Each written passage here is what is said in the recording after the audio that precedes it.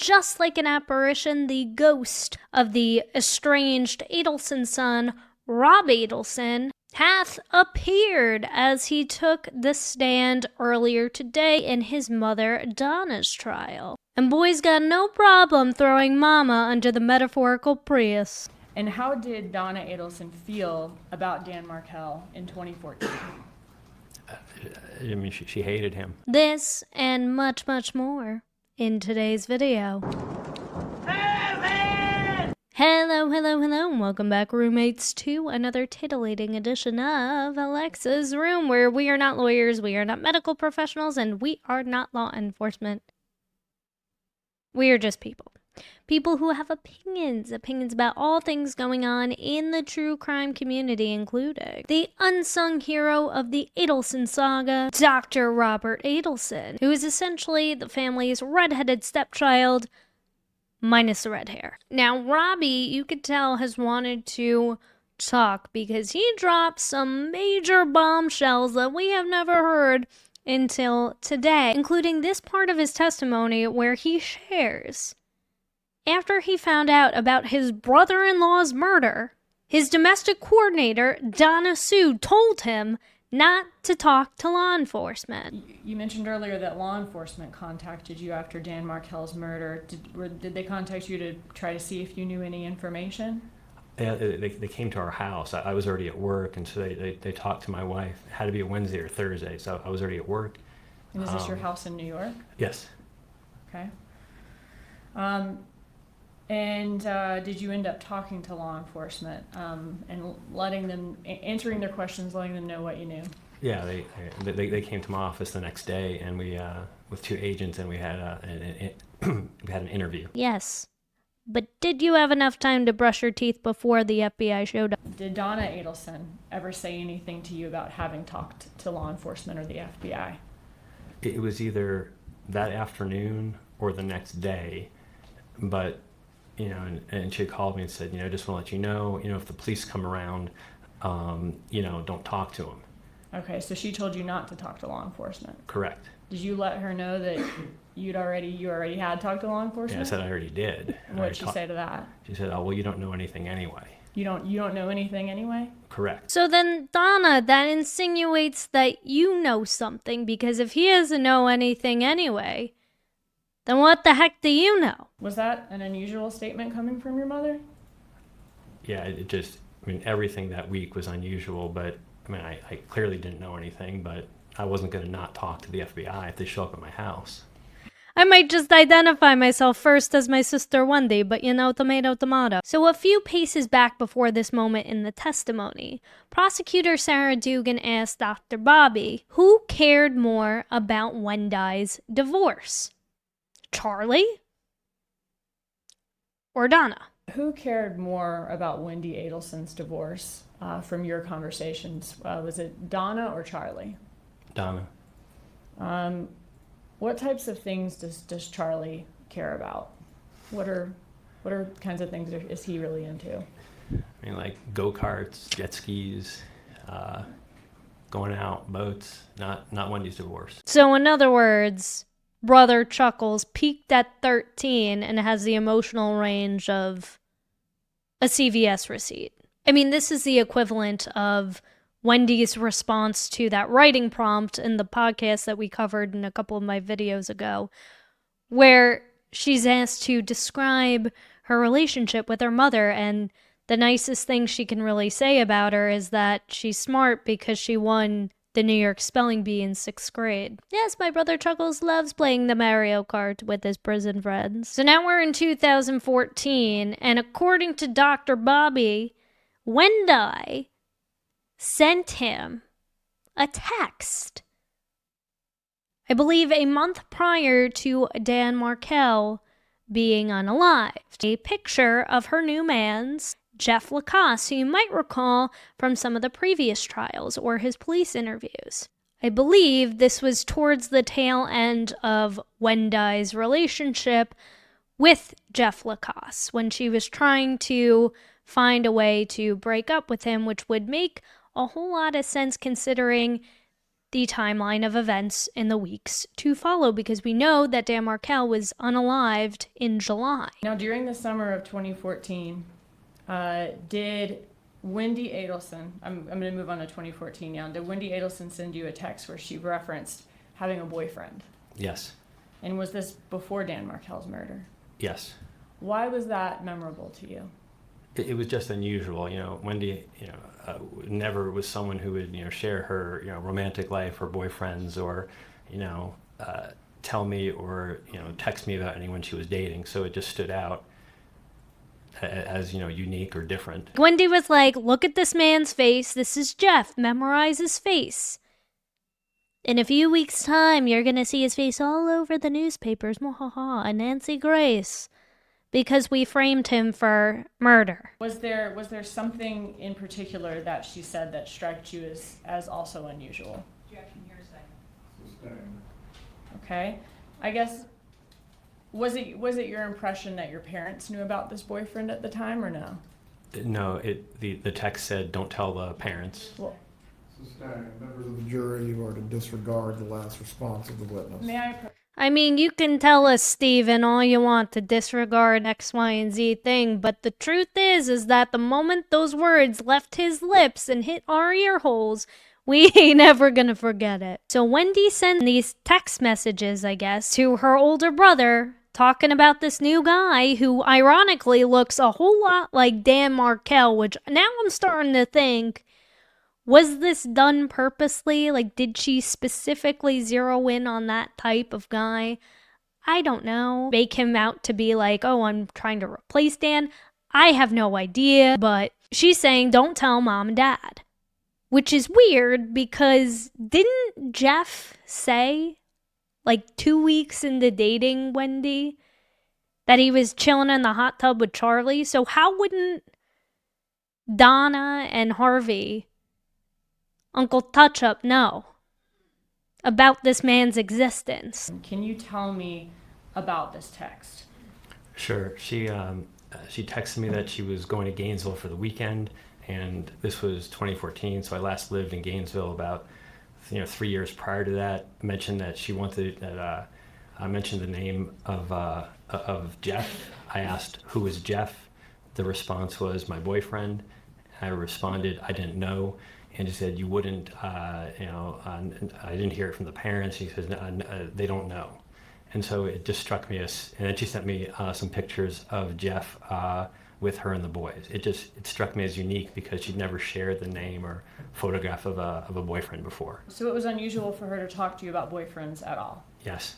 But you also felt it was unusual that she's telling you about this boyfriend when even your parents don't know about him yet? Right. And she was closer to her parents at the time than you? Correct. I wonder if he even knew when he was sending these pictures over to Bobby. But Wendy was hesitant about meeting Jeff's family. Like, it's clear as day that she never took that relationship seriously, but I wonder, and this is my pure speculation here, if she purposely selected Jeff, love-bombed the crap out of him, seduced him with her Mystic Meat wallet, got him hooked on it, to the point where she's like, all right, cool, now I can do whatever I want. Like, frame you for unaliving my husband. Why not? So as Dr. Roberts says repeatedly throughout his testimony, this is very odd, unique, different. I've never had this kind of relationship with my sister. We're not really that close to begin with. And she's telling me not to tell my parents, even though my mom's literally up her butthole every 5 seconds. This is weird.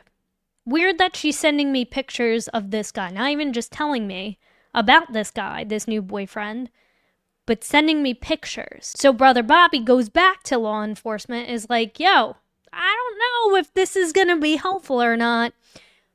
But I want to make sure I have a clean conscience, that I did everything I could to help this investigation. So unusual that after Dan Markel was murdered, you felt, I guess, compelled to tell police, like, hey, I heard she has this boyfriend she hasn't told anybody about named Jeff. Yes, I did. The FBI came to my house and I spoke to them once, and either it didn't come up, or it's a bit nerve-wracking talking to the FBI, and that they didn't ask any questions about that. And then I guess over the ensuing week, I'd heard about like this Prius and this this unsolved murder. And I remembered, it struck me as odd that I was sent these photographs of a boyfriend and not to tell the parents about him. And so that's when I wanted to have a clean conscience. So I reached out to the FBI and I said, I don't know if this matters, but I figured I would, tell you about this. And they came back for a second interview and looked at the pictures. Meanwhile, you got the domestic coordinator over here trying to play Patty, a millionaire matchmaker, by forwarding over Match.com profiles. I mean, Lungman 111 seems promising. So now I want to go to the moment in Robert's testimony where he talks about when he first learned about Dan's murder. I think I got a phone call first, and that I was in a meeting, and so I just said can I call you later? And then I got a text message shortly thereafter, like right before 10 in the morning, that said like, tragedy here, please call. And are these from Donna Adelson? Yes. Okay. So were you able to call her that morning from the conference in Chicago? Yeah, so I walked out and went to the hotel lobby and just hit call. Okay, and tell us about that conversation with her. So it's one of those moments that you'll just remember forever. So I remember being in the lobby of the Westin, and I assumed something terrible had happened, and but I wasn't ready for it. She said, so we just want to let you know that Danny's been shot, and they took him to the hospital, but he didn't make it. And I mean, it just didn't make any sense. And I probably asked like a few medical questions, and they said they're driving up to go help Wendy, and we'll talk to you later. We can't talk now. Okay. Was she crying in that conversation? Not in the conversation. Sir? No, she was not. Did he ever give you any further detail that weekend about how he'd been shot, or other than just Danny was shot and he didn't make it? I think it was the next day. So the only really other time that I spoke with him that weekend, I was in the airport going home, like Sunday afternoon, so it was definitely the next day. And it was the first time I could actually have any kind of conversation. And one of the things that she told me is, it bothered me, but I didn't have any other details about. But she said that someone went to the front door and said, "Are you Dan Markel?" and then shot him. And then I said, "Well, how could you know that? Who's telling you that?" And she said, "Well, that's just what they're telling us." And Okay. So she said someone told her that someone knocked on Danny's door, said, "Are you Dan Markel?" He said yes, and the shooter shot him. That's the story I heard. And later we found out that wasn't what happened. But that story bothered me a lot, because there's only one way you could hear that story. As if you were in the car, in the flippin' Prius. How the heck else would you know that, lady? But sure, okay. Tell me again about that time you met Pat Sajak, Donna. $2,900, and thanks very much for being here, Donna. So this part of Robert's testimony really broke my heart, because he talks about the last time he spoke to his mother, Donna. So on the 28th, did you talk to Donna Adelson? Yes. All right. And when she called you, was she telling you the good news that Danny's killers were arrested? No, just called us for anniversary, and wished us well, and had some small talk for a bit.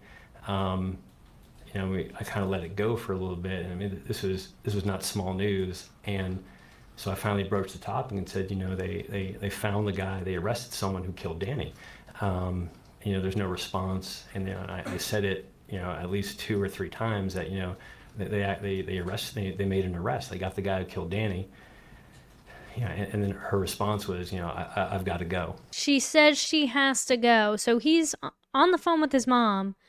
And because this is a national story, as being publicized everywhere, this is a huge, huge case that's been widely covered by a lot of different media outlets. He's living up in New York at this point, and he's the one who brings this up to his mom, even though she's in regular communicado with his sister, who is married to Dan Markel. And you would think if she's the one who's texting him, "Oh, there's a tragedy," call ASAP. She'd be the first to notify him and keep him in the loop. I get it, black sheep, baba, whatever. Bella ciao, bella ciao, bella ciao, ciao, ciao, but... And then did she hang up the phone after that? Yes. And did you ever talk to her about it again, ever after that? No. Other than, you know, her reaching out for happy birthdays, happy anniversaries, that kind of thing, was that the last conversation you had with her? That was the last time I spoke to her. She didn't even flash him a smile, giving them pearly whites like she did with Wendy earlier. Crazy. I did not expect some of the bombshells that he had dropped during this time. I didn't even expect him to take the stand today. I thought it was going to be Wendy all day, every day. Yeah, well, not every day, but I thought it was going to be Wendy all day. And then like that, Bobby pops up like an apparition. So...